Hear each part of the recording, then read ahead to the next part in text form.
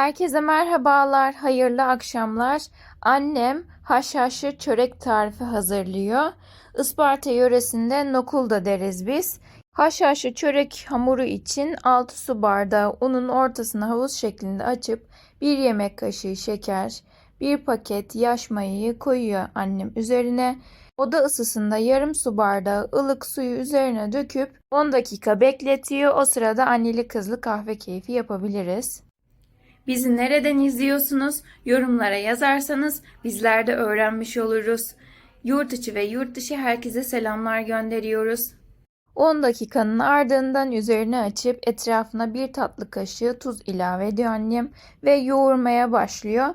Ondan sonrasında süt ekleyecek. 1 su bardağı oda ısısında ılık süt. Kullandığımız su bardağı ölçüsü 200 miligram.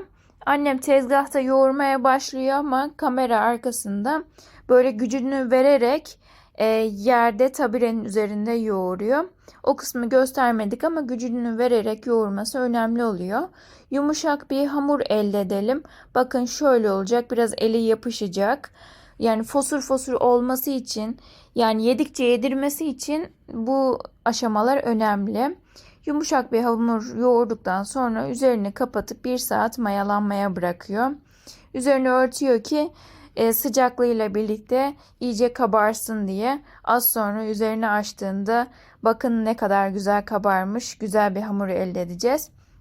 Sürmek için bir kasenin içerisine 2 yemek kaşığı haşhaş ezmesi ve yarım su bardağı sıvı yağ alıp karıştırıyor annem. Haşhaşlı çöreğin içinde biz sade haşhaş kullanmayı tercih ettik. Siz dilerseniz tahin de katabilirsiniz. 1 çay kaşığı tuz ilave ediyor. Kanalımızda şekerli haşhaşlı çörek de mevcut. İsterseniz ona da göz gezdirebilirsiniz. Bu seferkini tuzlu yapıyor Aysel Sultanım. Kanalımıza abone olmayı, beğenmeyi, kaydetmeyi ve yorum yapmayı unutmayın. Videomuzu beğenen elleriniz para görsün inşallah. Bakın hamurumuzun güzelliğine. Bu kıvamda oldu mu harika yumuşacık bir çörek elde edebilirsiniz. Ve ilerleyen adımlarda da önemli püf noktaları oluyor. Mayalanma süreleri, bekletme süreleri. Tüm detaylarıyla size aktarmaya çalışacağım. Çünkü herkes emek ve malzeme harcıyor.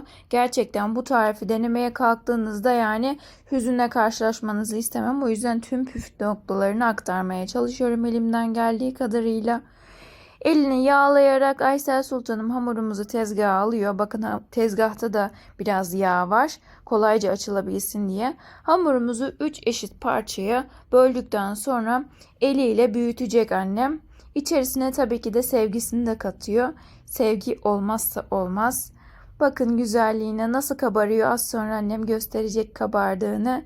Gerçekten hamur işleri çok güzel oluyor. Sizler neler yapıyorsunuz? Yorumlara yazarsanız bizler de fikir sahibi olmuş oluruz. Hem de takipçilerimiz öyle. Yurt içinden ve yurt dışından yazanlar oluyor. Çok mutlu oluyoruz. Annem haşhaşlı çöreği şekillerini farklı farklı yapıyor. Bu sefer böyle uzunlamasına kesecek. Sonrasında şekil verecek. Bu şekilde de harika oluyor. Hazırladığı haşhaşlı karışımdan 2-3 yemek kaşığı kadar döktükten sonra eliyle her tarafına eşit bir şekilde sürüyor ki her tarafı haşhaşlı sostan görebilsin diye. Bizim evde haşhaşlı çörek yani nokul çok sık yapılır. Biz çok severiz. Annem de harika yapıyor. Yani yazın kışın hiç bayatlamıyor. Gayet güzel oluyor çayın yanında. Ben akşamları acıktığımda bile yiyebiliyorum. Hamur işlerinden en sevdiğim olabilir. Yani sizlere de tarifimizi paylaşmak istedik. Umarım beğenirsiniz. Bakın ikinci bezeyi de annem eliyle büyüttü ve ilk bezenin üzerine koyuyor.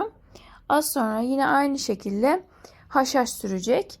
Mutfağımızdan kareler ekledim. Kesinlikle gösteriş değildir. Kötü yorumlar gelebiliyor bazen. İyi veya kötü yorum yapan herkese teşekkürlerimizi sunuyoruz. Yine 2-3 yemek kaşığı kadar haşhaş sürdükten sonra annem iyice büyütüyor böyle. Eline de hamur işi ne çok yakışıyor şefimin. Gerçekten harika yapıyor her şeyi. Sevgiyle hazırlıyor. Allah bereket versin inşallah. Rabbim ne güzel nimetler vermiş. Bunları değerlendirmek lazım. Bu arada her gün canlı yayın açmaya çalışıyoruz. Aysel Sultanımın yaptığı tarifleri canlı canlı izleyebilirsiniz. Sonrasında da izleyebilirsiniz. Canlı kısımda yayınlanıyor. Şimdi hamurumuzun üzerine annem 1 su bardağı kadar böyle orta incelikte çekilmiş cevizi serpiyor. İsterseniz çok ince de çekebilirsiniz. İsterseniz böyle büyük taneli de çekebilirsiniz. Tamamen damak zevkinize kalmış bir şey. Ceviz serptikten sonra son bezemizde üzerini kapattıktan sonra, yani 3 kat üst üste oluyor ama aralarında haşhaşlı sos oluyor.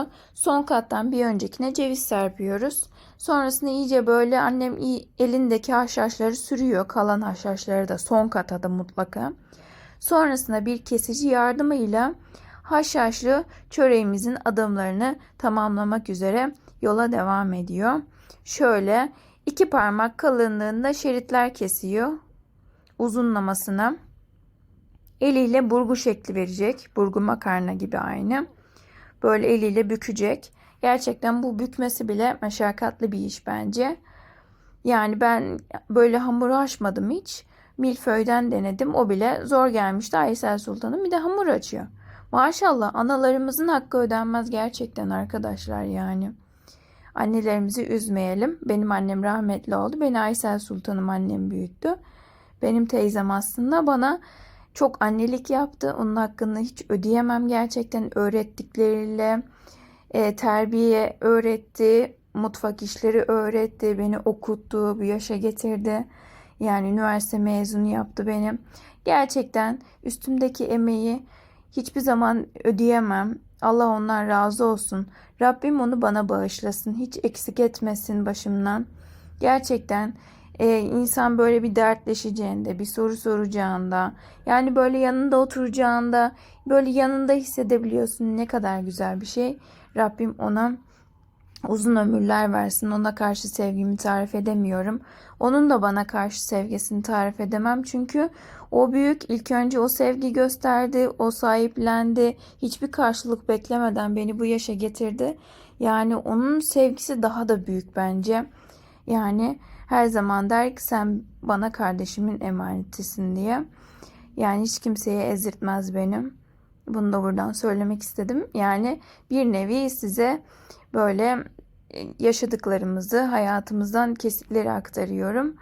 Neyse, şimdi annem tüm burguları yaptıktan sonra kalan haşhaşlı sosumuzu çöreklerimizin üzerine sürüyor ve tepsi mayası yapıyor.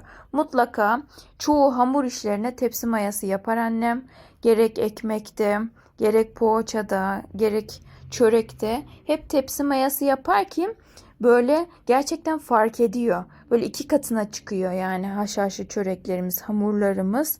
Sonrasında ısıttığımız fırına annem gönderiyor haşhaşlı çöreğimizi. Zaten malzemelerimiz de açıklama kısmında olacak. Tüm detaylar da videoda yazılı olarak var. Bazen benim konuşmamı istemeyenler olabiliyor. Sessiz izlemek isteyenler için de altyazımız mevcuttur. Bakın, nokulumuz, haşhaşlı çöreğimiz pişti. Gerçekten harika. Yanına bir domates, peynir, pekmez veya bal, zeytin harika oluyor. Hepsini annem hazırlıyor tabii ki de. Ev yapımı peynirimiz. Zeytinimizi kendisi kuruyor. Yani bir domates ekemiyoruz. Antalya çok sıcak. Bizim olduğumuz yerde olmuyor. Balkonumuzda saksıda yetiştirmeyi düşündük ama olmadı. Bir tane yiyebildik ancak. Neyse, haşhaşlı çöreğimiz bu kadardı. İzlediğiniz için çok teşekkür ederiz. Göz hakkınızı helal edin. Bir sonraki tariflerimizde görüşmek üzere. İnşallah akşama tarif geliyor. Takipte kalın, olur mu?